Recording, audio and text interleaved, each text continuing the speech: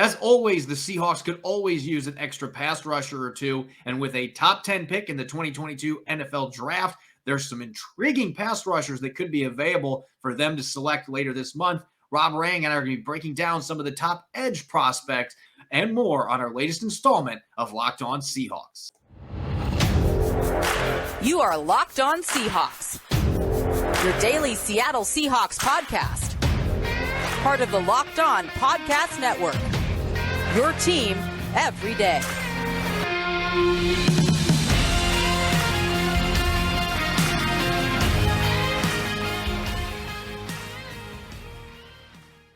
Greetings, 12. This is Corbin Smith, your host for Locked On Seahawks. Joining me as always, my co-host in crime, Rob Rang. Happy Wednesday to all of our listeners. Thanks for making Locked On Seahawks your first listen 5 days a week. Got another jam-packed episode coming your way. Going to continue our multi-part series looking back at notable quarterback changes in Seahawks franchise history. Our listeners, just a little bit of warning, you might either want to get some earplugs or whatever helps you ease your stress today, because we're going to be talking about the early 1990s when the Seahawks moved away from Dave Krieg and went through about 80 quarterbacks in a 3 or 4 year span. So might be a little bit tougher listening than what yesterday's segment was. And then we're going to look at edge prospects the Seahawks might consider with their number 9 overall selection, as well as their 2 second-round picks to bolster their pass rush. Now for your lead story here on Locked On Seahawks. Only a handful of people get to play in the NFL, and there are a number of players that ultimately don't make it. They get released by their first team and end up not latching on elsewhere. Most of the time when players get released multiple times, it's game over. And then you have special stories like new Seahawks defensive end Shelby Harris, who back in 2016 had 8 workouts during that season and didn't get signed by any of those teams. He had been released 6 times before then by the Raiders and the New York Jets. So this was a guy that had a really hard time finding a job in the NFL. And at that point, as he told reporters yesterday, he was considering retirement, walking away from the sport. His wife pleaded him not to and to stick with it. Ended up being a really good decision, because here we are now 6 years later, after the Seahawks and 7 other teams bypassed the opportunity to sign Shelby Harris. He has been one of the most underrated defensive linemen in the NFL now for more than half a decade, and he's going to bring a great deal of experience to this defense as they transition into a 3-4. He has starred in Vic Fangio's defense for the Broncos, so this is going to be natural for him. He's going to hit the ground running, playing in a defense that he's very comfortable in. What a journey it's been to reach this point.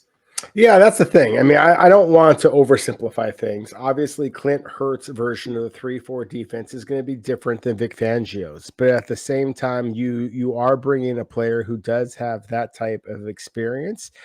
He also is a guy who has a great deal of resiliency, as you just kind of alluded to, Corbin, with the fact that he entered the NFL as a 7th-round selection out of Eastern Illinois.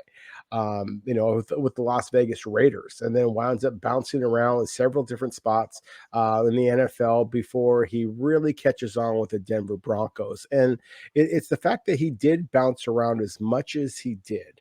That to me just kind of speaks to his resiliency. He speaks to the type of leadership ability that he might be able to offer, be that coach on the field. People just kind of throw that term out there, and I don't know that people really appreciate what that it means, especially when you're going to be going through the type of transition that the Seahawks are going to be doing this upcoming season.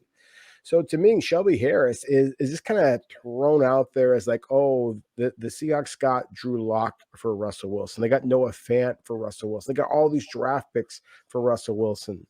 And then somebody mentioned Shelby Harris. I would not be surprised at all if Shelby Harris winds up becoming a major factor for the Seahawks this upcoming season, because, again, of that transition to a different defense and the fact that Shelby Harris, I mean, he was a really good football player for Denver. And when the game was on the line, he was one of the guys that really stood up and made big plays during that Vic Fangio era. And we talked about this in the past, Corbin. I mean, Vic Fangio and Pete Carroll go way, way back. I really believe that Shelby Harris was a guy that Seattle targeted as part of that Russell Wilson trade, and that it's all the different reasons that you can hear it of why Seattle targeted him, just with the fact that Shelby Harris had his conversation here with the Seattle media and the excitement, the enthusiasm that he is bringing to Seattle. That is part of the reason why they targeted him in the first place. Yeah, there was mutual interest, and there has been for a long time. As I mentioned, there were 8 teams that worked out Shelby Harris during the 2016 season. He didn't play a single regular season snap that year, but he kept going and going and going to these different workouts, and he just could not get signed. And the Seahawks were one of those 8 teams. And then a couple years ago, when he was a free agent, the Seahawks brought him in for a visit, and it looked like he might come to Seattle a few years after that workout and sign a multi-year deal. Ultimately decided to go back to the Broncos. They offered him more money, a better contract, so he was happy to stay in Denver. But there has been mutual interest between these two sides for a long time. Harris has heard nothing but good things about the Seahawks organization, has wanted to play here. The Seahawks really like his versatility, a guy that can play 1 tech, 3 tech, he can play big end.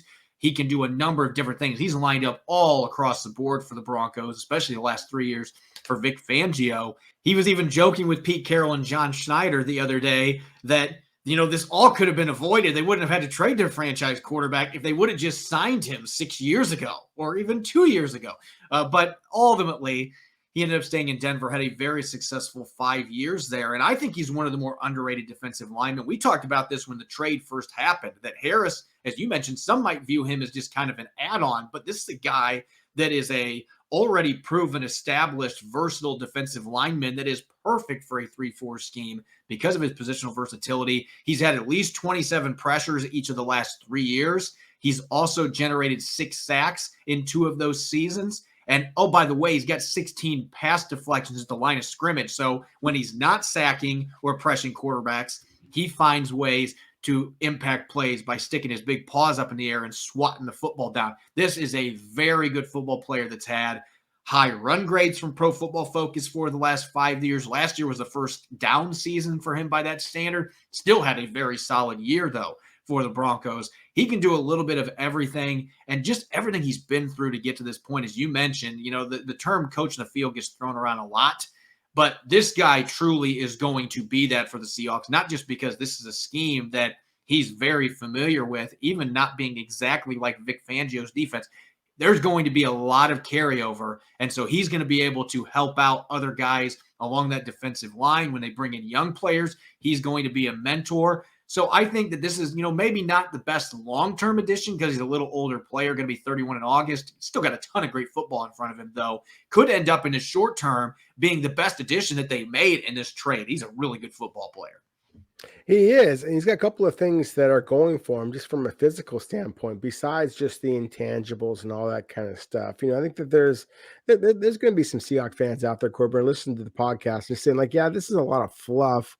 He's is this guy really that good? Let me give you one of the reasons why he is that good. So he's 6'2", 285 to 290 pounds. So you're kind of imagining this, short, stubby interior defensive lineman.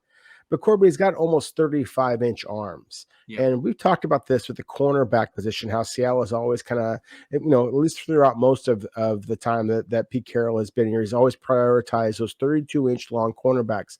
Well, if you just think about it, when the ball is being thrown down the field, if you have that type of length, it's just that much easier to be able to deflect those passes. You just talked about the fact that I believe that you said he had 17 different passes that he knocked down at the line of scrimmage. When you have the wingspan of a almost 7-foot man, as Shelby Harris has at 6'2", well, that's the reason why he is able to knock down some passes, why he is able to break free from some of those would-be blockers. It's just like in a boxing match when they have the tail of the tape, and you talk about the guy who has the longest reach. Shelby Harris has an incredibly long reach for a 6'2", 285 to 290-pound player. That's a frame that usually is somebody that you want to have inside, but he's got a frame that allows him to play outside as well. He had 32-inch vertical jump at, again, 290 pounds at his pro day. Now, that's a long time ago, but still, it just speaks to his explosiveness. this is a really intriguing player for the Seahawks. And I think that's somebody that made a lot of sense for them to bring back. I think that the addition of Shelby Harris, as well as bringing back Quentin Jefferson, I think just kind of speaks to what Seattle's looking to do here. They know that they are going to have some young edge rush talent, and they already have that. Darrell Taylor and the free agent Uchenna Nwosu, even if Seattle does not invest in early round selection in an edge rusher this year, which I expect them to, but even if they don't, they already have the young pass rushers right now who do need that coach on the field. Seattle already has those players in place, and I think that it's just going to be that much more important if Seattle does, as we expect, to invest at least one of those top 3 selections, either number 9, 40, 41, or perhaps more than just one of them. If they do invest those early selections on edge rushers and defensive linemen, you already have the coaches on the field here to be able to allow them to be successful early in their careers. He's had such a fascinating career to this point. Again, almost walked away from the game in 2016, lands with the Broncos because he stuck with it, and then had 5 really good seasons. Now he gets a chance to take his next step in his career, playing for a team that he's always revered, is always held in high regard, and he has a chance to be a key piece for a team that nobody's going to have expectations for, and maybe, just maybe, they can surprise some people with a really stout defense starting with great depth up front. It's time to continue our quarterback in transition series. Yesterday, we talked Jim Zorn going to Dave Krieg. Now we're going to fast forward to the early 90s. Our listeners, you might want to get a beverage or two for this next segment because we're going to be talking about what the Seahawks are going to try to avoid in the post-Russell Wilson era when we revisit the early 1990s. Shady Rays is an independent sunglasses company that gives you the features of $200 sunglasses for a fraction of the price. That means polarized lenses, well-constructed durable frames, and premium high-end finishes. Also, something you won't find anywhere else is Shady Rays' insane protection program. Shady Rays includes lost and broken protection on every single pair. They will send you a brand new pair if you lose them, no matter what happened. Give them a try, and if you don't love them, you'll pay nothing. It's as simple as that. Plus, 10 meals are donated to fight hunger in America when you shop with Shady Rays. And exclusively for our listeners, head to shadyrays.com and use the code LOCKEDON to get 50% off 2 or more pairs of polarized sunglasses. That's Locked On for their best deal of the season, 50% off 2 or more pairs of Shady Rays sunglasses, backed by over 150,000 verified 5-star reviews. You're listening to the Locked On Seahawks podcast, Wednesday edition. I'm your host, Corbin Smith. Joining me as always, my co-host in crime, Rob Rang. Thanks for making Locked On Seahawks your first listen 5 days a week. And make sure to check out the Locked On NFL podcast. It's available on Apple Podcasts, Google Podcasts, Spotify, as well as 5 days a week streaming on YouTube. We've got experts covering and analyzing all 32 teams. Great content all year round. Once again, on the Locked On NFL podcast. Make sure to check it out wherever you listen to your podcast. Going to continue our series here, quarterbacks in transition. Obviously, the Seahawks are going to have a new quarterback under center come week 1 in September. Maybe it's Drew Lock. Maybe it's Jacob Eason. Maybe it's Baker Mayfield. Maybe it's a rookie. We don't know who's going to be under center at this point, but it won't be Russell Wilson. And this is the first and won't be the last time the Seahawks have had a major change at quarterback. Yesterday, we looked at Jim Zorn, succeeded by Dave Krieg. Today, we're going to look at a transition that didn't work near as well in 1992. Dave Krieg, as we talked about yesterday, Rob, had such a fantastic career in Seattle. I think an underrated career compared to a lot of the quarterbacks from his era. His numbers stack up favorably against a lot of Hall of Famers. 3-time Pro Bowler, led the Seahawks to the playoffs 4 times. Big arm, put up big numbers. Played on some teams that weren't as good late in his career, though, and they reached that point where 1991 going into 1992, Chuck Knox leaves. They have a new coach coming in Tom Flores. He's the general manager. He decides it's time to make a change at quarterback. They had drafted Dan McGuire the year before. Krieg missed 6 games with an injury. They just decided we're going to go young at the quarterback position. Their hope was that Dan McGuire was going to be the quarterback in 1992, but it became very clear early in Dan McGuire's career that not only was it a bad first-round pick, but this guy was simply not an NFL quarterback, and it put him into a position where they were playing musical chairs at quarterback. And I think 1992, the Seahawks may have had the worst quarterback situation in NFL history. That's how bad it was. Which that's saying a lot. I mean, my goodness, you think about the just NFL history and all 32 franchises as we know them now, and how many times that you go back through history and you just see some of the teams that have just struggled for so long at the quarterback position. And yet I would agree with you, Corbin, that 1992 season in Seattle at the quarterback position. I mean, you're talking about some really truly horrific quarterback play. And of course, one of the things we try to do on our podcast is try to just be positive and think back, with, a little bit of respect of some of the great players in Seattle's history. And as we talked about yesterday, in the transition from Jim Zorn, who didn't necessarily have the most, wasn't necessarily the most physically gifted quarterback that you've ever seen out there. But my goodness, number 10 was exciting and he was inspirational. And then to be able to have a pretty seamless transition from Jim Zorn to Dave Krieg, at least in terms of the Seahawks ascending when it came to playoff experience and things like that. I mean, you go back to those early 80s years when Dave Krieg was number 2 in the NFL in passing touchdowns behind only Dan Marino. I believe that was the 83-84 season. I mean, you had some spectacular play, but my goodness, the early 90s were difficult. I mean, it's the kind of thing that makes you want to just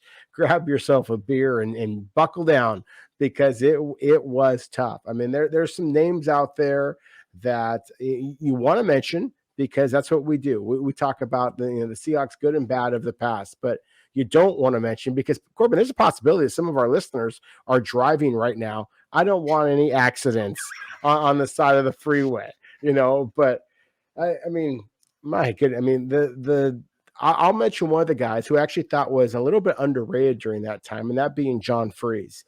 But you look at the Jack Kemps of the world, Kelly Stauffer. I mean, Kelly Stauffer was a guy that I watched Marty Stauffer's Wild America on TV, highlighting like animals in the Pacific Northwest, mostly because I wanted his relative, Kelly Stauffer, to play a little bit of good football for the Seattle Seahawks, because it was tough at times. And then, over my lifetime, my favorite number, I literally have a Babe Ruth picture on my wall right now. My favorite number was always number 3, and it was not because of Russell Wilson. It was because of Babe Ruth. It was because of Joe Montana, and it was because of the heroics that I saw from Rick Meyer at Notre Dame, wearing number 3, just like Joe Montana. And so when Rick Meyer went to the Seattle Seahawks and I was, freshman in high school, I thought, here you go. Now you're going to get good quality quarterback play. And instead, the Seattle Seahawks certainly did not receive that. You mentioned Dan McGuire. My favorite baseball player growing up was Mark McGuire. I absolutely bought into the idea as a young man that Dan McGuire from San Diego State might be able to be that guy. And instead, it was easily the most horrific period of time in Seattle Seahawks history at the quarterback position.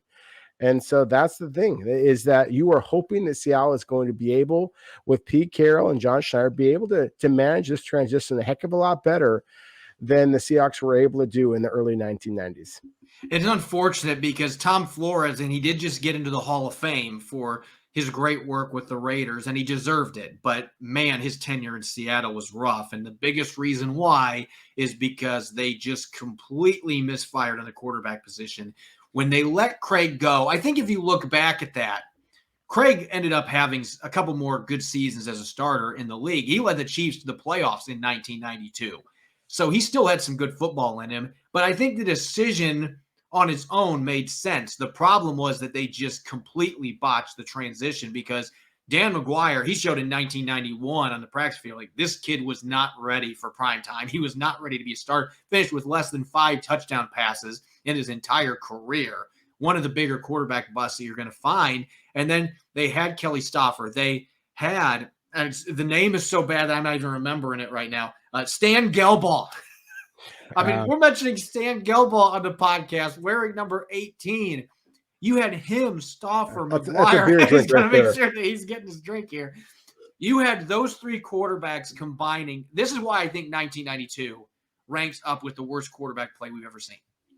Those 3 quarterbacks combined threw 9 touchdown passes and 23 interceptions. The numbers were horrific, even by early 90s standards, where teams were still not throwing the ball near as much as what they do in today's NFL.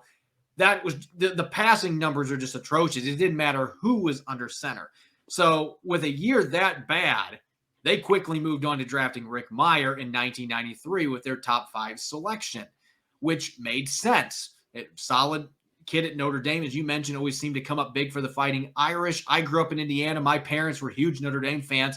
So they were thinking this kid's going to be something special. He's the next Joe Montana coming from Notre Dame to start in the NFL. And he had a solid rookie season, almost 3,000 passing yards. And Seattle went from 2-14 in 92 to 6-10 in 93. There was a sense of optimism in the Pacific Northwest. Unfortunately, Rick Mirer flushed that down the drain over the next 3 years, including his last 2 seasons in Seattle, where he threw 18 touchdowns compared to 32 interceptions.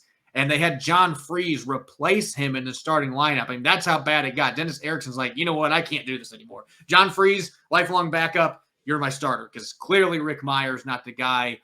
And finally, Warren Moon comes in 1997. Old man Warren Moon still was way better than any of the quarterbacks the Seahawks had there for a 5-year stretch, and it at least led to a little more stability at the position leading up to Matt Hasselbeck. But man, those early 90s, the quarterback roulette that they were playing with none of these guys being starter caliber players, it's unfortunate because there were some really good defenses during that time period with Cortez Kennedy and a number of other guys, Eugene Robinson, those players anchoring those defenses.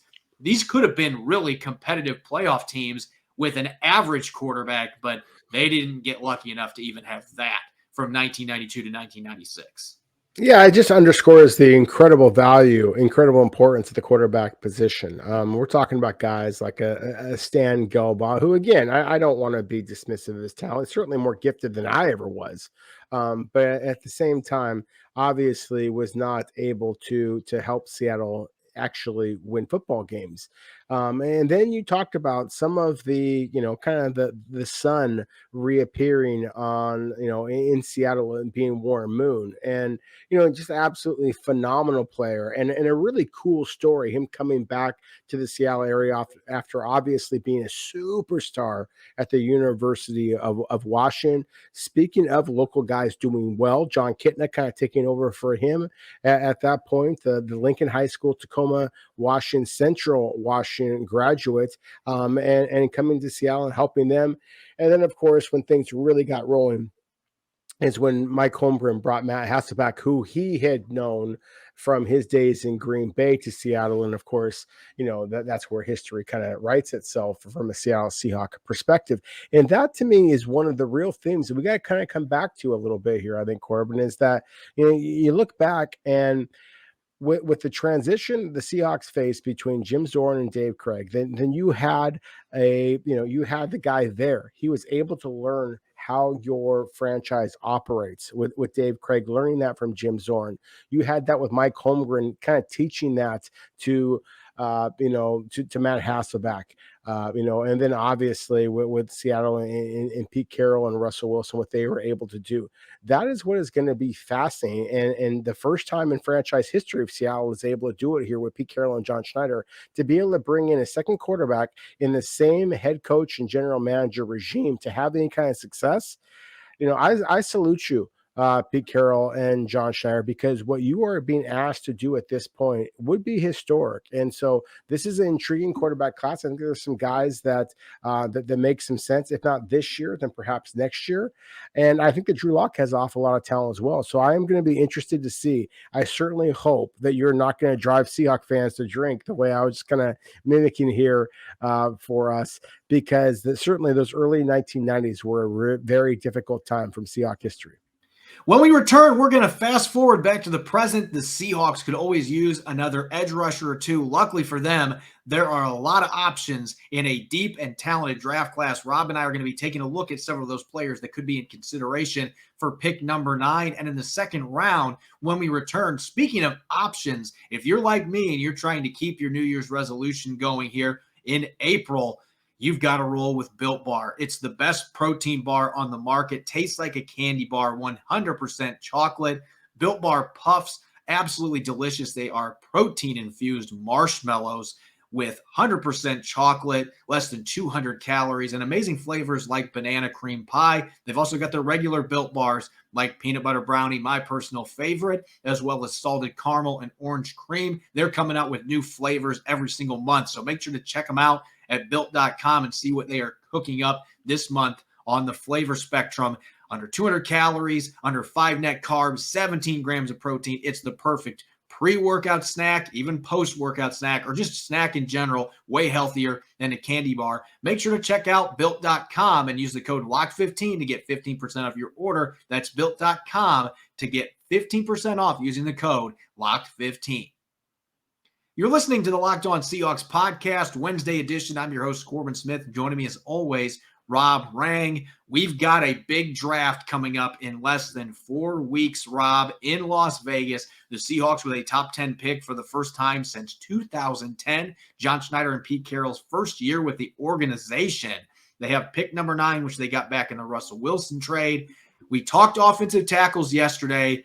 Another area of need, one that is a chronic need for the Seahawks, pass rush. They do have Darrell Taylor. They just signed Uchenna Nwosu, who they believe is going to be a nice addition, playing that hybrid defensive end linebacker role coming over in free agency. But they lost Carlos Dunlap. They got rid of Benson Mayo as well. They certainly could use another pass rusher, and this is one of the better pass rushing classes we've seen. Maybe not quite as good as the 2020 group, but it's close. This is a group that's got a lot of talent and a lot of depth. And there could be as many as 3 or 4 edge rushers that go in the top 10 or 11 picks. So certainly the Seahawks will be considering a number of those players, starting with Kayvon Thibodeau from Oregon, who looked like a consensus top 3 pick for most of this pre-draft process. But now it looks like he might potentially still be there around the time the Seahawks pick at number 9 overall.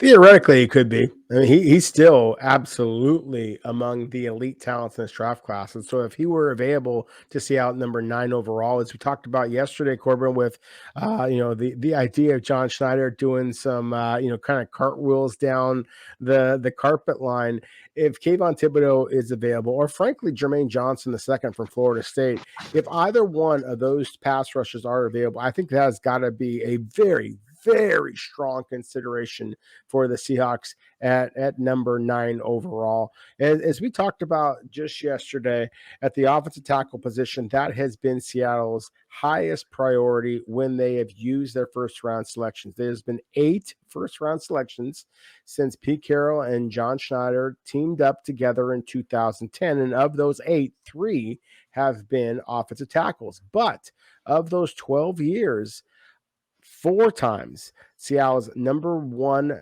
pick has been an edge rusher. And of course, half of that time has not been in the first round. Guys like Malik McDowell, for example, were selected in the second round. Frank Clark was also selected in the second round. So let's not just make it sound like it's always been a bust. Sometimes Seattle is absolutely hit with these pass rushers. But the point is that edge rushers, or just rushers in general, Malik McDowell, you could argue, is a defensive tackle at his size, but still he played a lot of end as well. But dominant defensive linemen, dominant pass rushers have been a huge priority for the Seahawks in the past. And as you talked about, this is a really good draft class. This is only the second time that Seattle has ever had a top 10 selection with Pete Carroll and John Schneider at the helm. So again, as I mentioned yesterday, I think this is really going to be a conversation about who is the best offensive tackle, who is the best edge rusher available, and whoever Seattle has higher ranked between those 2 positions, that's the pick. There's no crazy, conversation to be had. Who is the best at those 2 positions? Who is available? I think that is the natural progression of how Seattle is going to think when it comes down to this draft pick. So again, I think that Kayvon Thibodeau is very much going to be in play. I think that Jermaine Johnson from Florida State is going to be very much in play, and for good reason, because both of them look like the kind of guys who can come in and make an immediate impact, especially when you consider what Seattle already has in Nwosu, as you mentioned, as well as Darrell Taylor on the other side.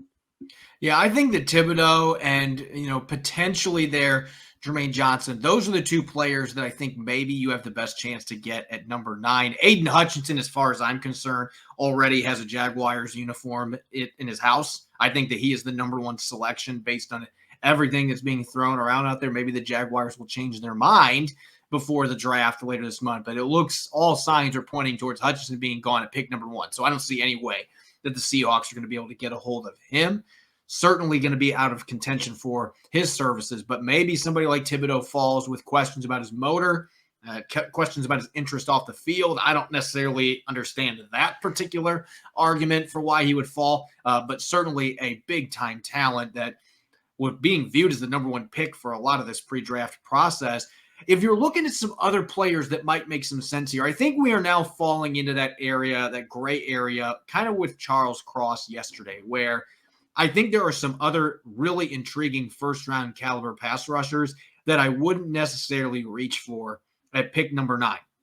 So this re-enters that idea, let's trade down. And I'm going to talk about a player that until about 2 months ago was being looked at by many as a second or third round pick. But I am squarely on the Boye Mafe train from Minnesota. This guy is such a freak athlete. I think his vertical jump is like 80 inches at this point. I mean, this guy is just a freak at 260, 265 pounds, is still learning the game, was really raw when he went to Minnesota, but he had good numbers last year, and he was near unblockable at times in the Senior Bowl. So this is a guy that just seems like he's barely scratching the surface of his potential. He's more technically refined than you would expect from a pass rusher that is pretty raw and has only been playing football for a handful of years. But that would be a guy that I think if the Seahawks traded down to, like, say, pick 20 with the Pittsburgh Steelers, if they dropped down 11 picks to recoup another second-round pick, I don't think you'd be reaching for Boye Mafe, picking him at number 20 overall. In fact, I will be surprised if he gets out of the mid-20s. I think he is a first-round pick later this month. I agree with you 100%. I think that he is that explosive of an athlete. I think that the pass rushers are that critical. In my opinion, the number 4 pass rusher in this class would be Jermaine Johnson. And I think you can make a strong argument between Mafe and his fellow Big Ten opponent, George Karlaftis from Purdue, that who might be number 5. But I think that those are the two guys who would be at number 5 among the pass rushers. And you normally would say 5 among the pass rushers as if that's not a big thing. That's a top 15, top 20 selection this year's draft class, a defensive rookie of the year kind of candidate, really good football players. In my opinion, Corbin, Jermaine Johnson was the best player on the field at the Senior Bowl.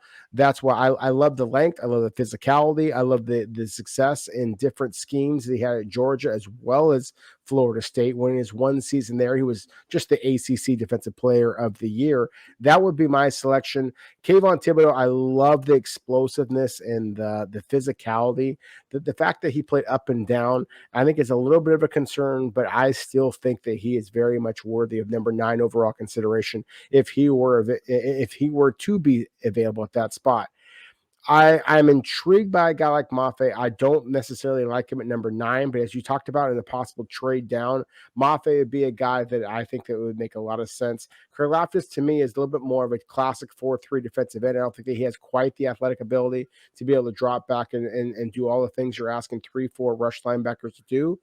But you look at some of the other guys. Ibikiti from Penn State would be another one. There's a lot of intriguing guys. So if Seattle does go, let's say, with the offensive tackle at number 9 overall, there's enough pass rushers, more pass rushers, in my opinion, than our offensive tackles, that you could go with the offensive tackle at number 9 and come back with a pass rusher at 40 or 41. I don't necessarily think you can do the flip side. If you go with a tackle, if you go with the edge rusher at number 9, the tackle's at 40, 41. And if you're looking for a left tackle, it weakens out pretty quickly.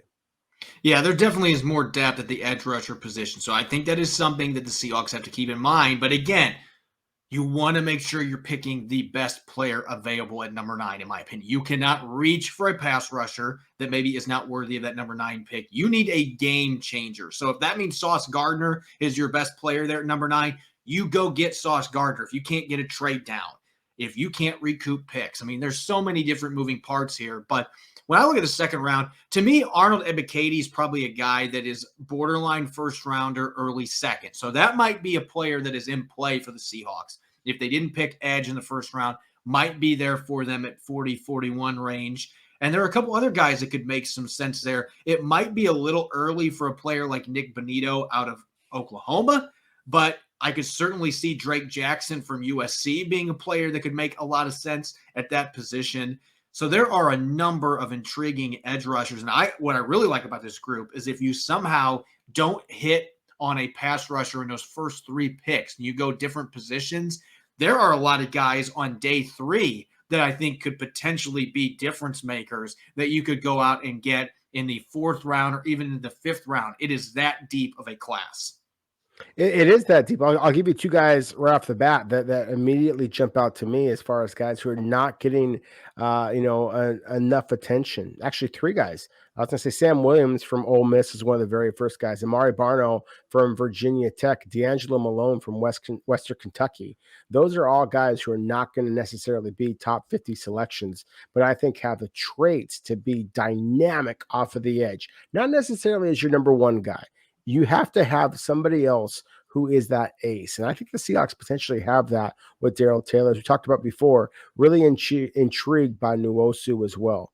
But if you are looking for somebody else who has some twitch, has some bend to them, those 3 players that we just mentioned might be available past the number 41 overall selection.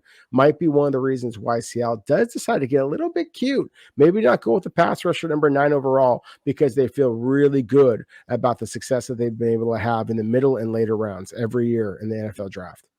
You stole my one selection for early on day 3, potentially. Deangelo Malone, another player that had a really good Senior Bowl coming from Western Kentucky that I think really projects well to that hybrid linebacker in a 3-4 scheme that Seattle's leaning towards. Be fun to rotate a guy like that in with Darrell Taylor and Uchenna Nwosu. And, of course, one of those other names that we've mentioned as well, the bigger names, guys like Boye Mafe that are still kind of raw but can really get after the quarterback, have the athleticism to be able to drop in coverage.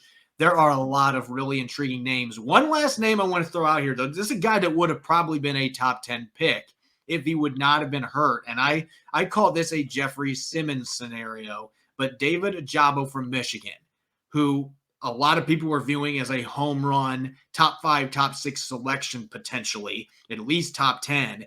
He ended up tearing his Achilles in Michigan's pro day. So who knows if he's going to be available at all this year. It could be a redshirt season for him in 2022.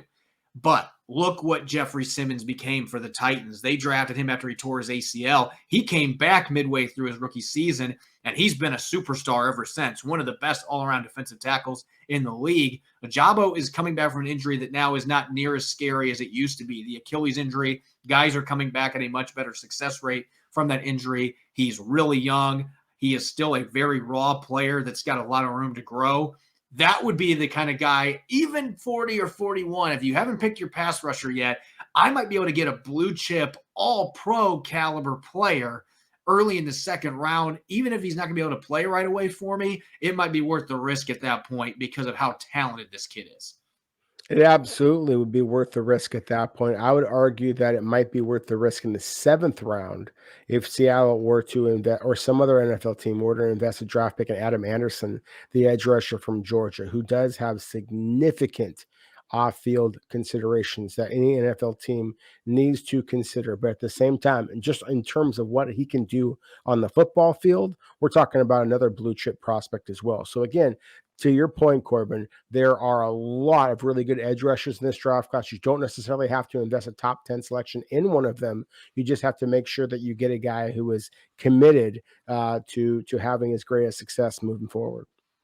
As always, thanks for making Locked On Seahawks your first listen 5 days a week. And make sure to check out the Locked On NFL Draft podcast, hosted by our good friends Ryan Tracy and former NFL cornerback Eric Crocker. They're bringing the NFL draft to life every day with insight and analysis on college football prospects and NFL front offices. It's free and available wherever you listen to podcasts. You can follow me on Twitter at Corbin Smith NFL. You can follow Rob at Rob Rang as well. Make sure to check out the Locked On Seahawks podcast. We have our audio podcast on Apple Podcasts, Google Podcasts, Spotify, and other major platforms. We also stream video podcasts 5 days a week on YouTube. So make sure to subscribe. Coming up on Thursday, going to continue preparing for the draft, shifting back to the offensive side of the football, checking out some center prospects back in the trenches, and going to continue our quarterback in transition series, looking at the late 90s, kind of hit on it a little bit today, but the Warren Moon, John Kitna era heading into the 2000s. Thanks for listening in. Enjoy the rest of your Wednesday. Go Hawks.